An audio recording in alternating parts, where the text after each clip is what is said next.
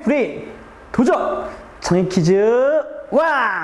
안녕하세요 여러분, 처음 뵙겠습니다. 김도영입니다.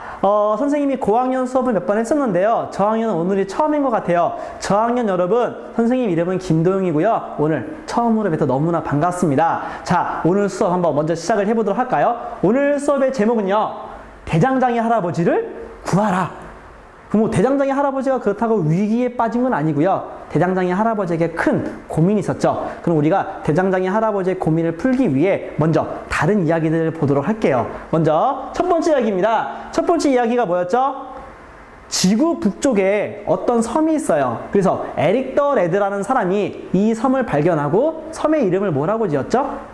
그린란드라고 지었어요. 왜냐면 그린란드 하면 어때 보여요? 왠지 되게 푸르고 초원일 것 같죠? 그래서 많은 사람들이 이리로 이주해 왔으면 하는 마음에서 그런 이름을 지었는데, 이미 이 섬에는 누가 살고 있었나요?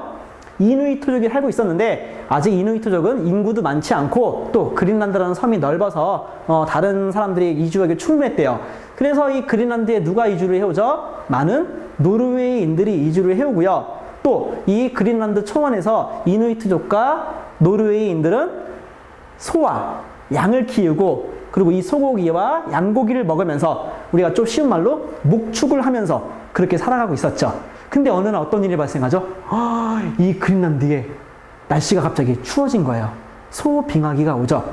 그러면서 이 그린란드에 자라던 풀들이 어떻게 해요? 더 이상 자라지 못하게 됐죠. 풀들이 자라지 못하다 보니까 이 동물들도 살아갈 수가 없게 된 거예요. 어떡해, 우리 소랑 양. 이누이트족과 노르웨이인 역시 마땅히 먹을 게 줄어들죠. 자, 이때 어때요?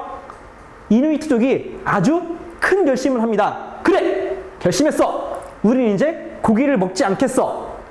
고기를 먹지 않고 뭘 먹을 거야? 물고기 먹을래. 근데 여러분들, 이게 쉬운 일이었을까요? 엄청나게 어려운 일이었을 거예요. 왜요? 이제까지 이누이트족은 고기를 먹고 살아왔잖아요. 그러니까 고기를 잡는 방법, 뭐 고기를 기르는 방법, 소를 기르는 방법, 여기에 관련된 도구들이 많이 만들었을 텐데, 갑자기 물고기를 먹으려 하니 뭐 잡는 방법이나 뭐 잡는 도구나 그런 것들을 다 어때요? 새로 만들어야겠죠. 이건 정말 목숨이 달린 일이었어요. 그만큼 이누이트족에게는 굉장히 큰 결심이었죠. 근데 노르웨이인들은 어때요?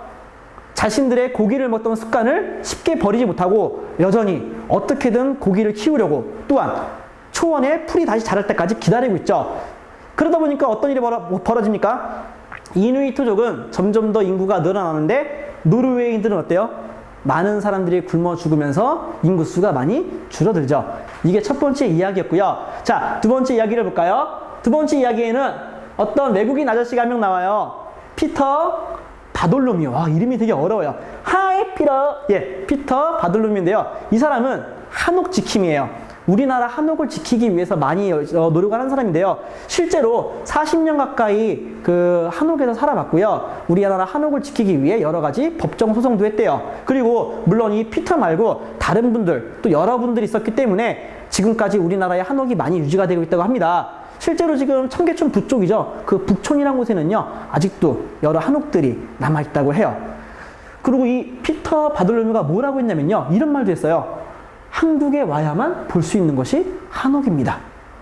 한옥은 너무 아름다워요. 그러니까 이 한옥이 어떤 거예요?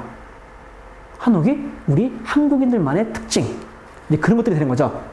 그래서 이 피터 바돌로뮤는 우리나라의 이 한옥을 지켜야 한다 라고 얘기했던 사람이에요. 자, 그러면 이 두 이야기의 공통점이 뭘까요? 아까 그린란드 이야기와 한옥 이야기의 공통점이 뭘까요?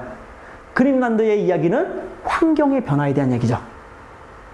한옥 얘기는요, 시대가 변화했어요. 즉, 결국 이 두 가지 이야기 다 뭐에 대한 얘기죠? 우리가 사는 이 상황은 항상 뭐 한다는 얘기예요? 변한다는 얘기죠. 그리고 우리가 이런 변화하는 상황에 적응하기 위해서 아까 첫 번째 이야기 같은 경우에는 어떤 걸 선택했죠? 같이 변화하는. 그렇죠. 그 다음에 두 번째 한옥 이야기 같은 경우에는 시대가 변하지만 우리의 한옥을 뭐 해야 돼? 지켜야 돼. 전통을 지켜야 돼. 라는 얘기를 했어요. 자, 이 두 가지 이야기가 있었는데, 그럼 이 두 가지 이야기를 가지고 우리 이제 할아버지의 고민을 해결할 거예요. 그 전에 먼저 할아버지의 고민을 봐야겠죠.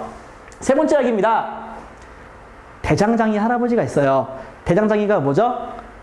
쇠를 불에 달구어서 그걸 가지고 뭘 만드는 거예요?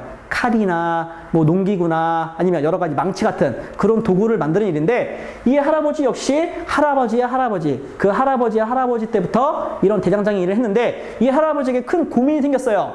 뭐죠? 공장이 생긴 거예요.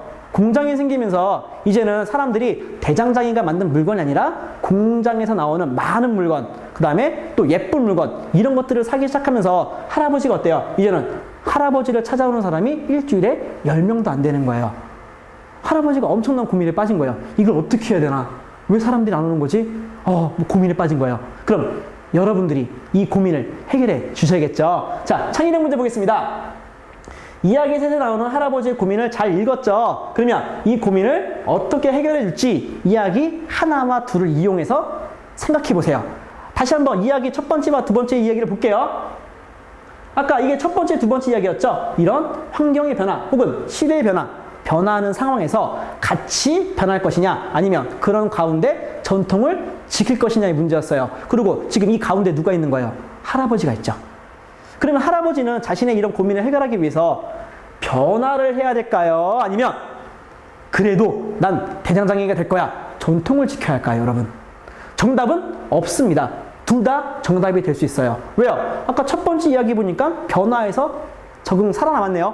그 다음에 두 번째 이야기는요, 한옥을 지켜서 그런 한옥이 지금은 외국인들에게 좋은 관광 자원이 됐죠. 그러면 이 할아버지도 마찬가지예요. 답은 없어요. 변화해도 되고 아니면 전통을 지켜도 됩니다. 중요한 건 변화냐 전통이냐가 아니에요. 이 할아버지가 변화를 선택한다면 어떻게 변할 것이냐.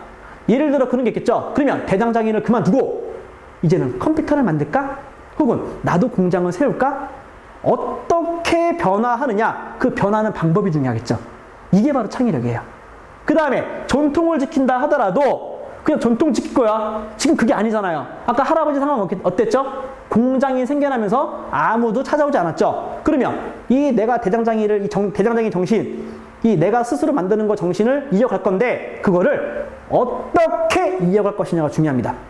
예를 들어 그런 거 있겠죠. 개성 있는 물건, 그냥 공장에서 똑같이 찍어내는 물건이 아니라 이 할아버지가 그렇게 만드는 거예요. 사람의 몸에 맞춰서, 칼을 쓰는 사람의 손에 맞춰서 모든 칼을 다르게 만드는 거죠. 혹은 모든 사람의 체형에 맞춰서 뭐 도구를 만드는 거죠. 그런 식의 어떤 개성 있는 방식이 들어가야지 이 전통을 지킬 수 있겠죠. 자, 변화를 따라가느냐 전통을 따라가느냐, 그것보다는 어떻게 변할 것이냐, 그럼 어떻게 내가 이 전통을 이어갈 것이냐, 이 부분에 초점을 맞춰서요 한번 우리 할아버지의 고민을 풀어주시기 바랍니다. 자, 오늘 수업은 여기까지 마무리 짓기로 하고요. 여러분, 오늘 수업한 김도영 꼭 기억해 주시고요. 저희 다음에 또 만나도록 해요. 자, 저는 가보겠습니다. 여러분, 안녕!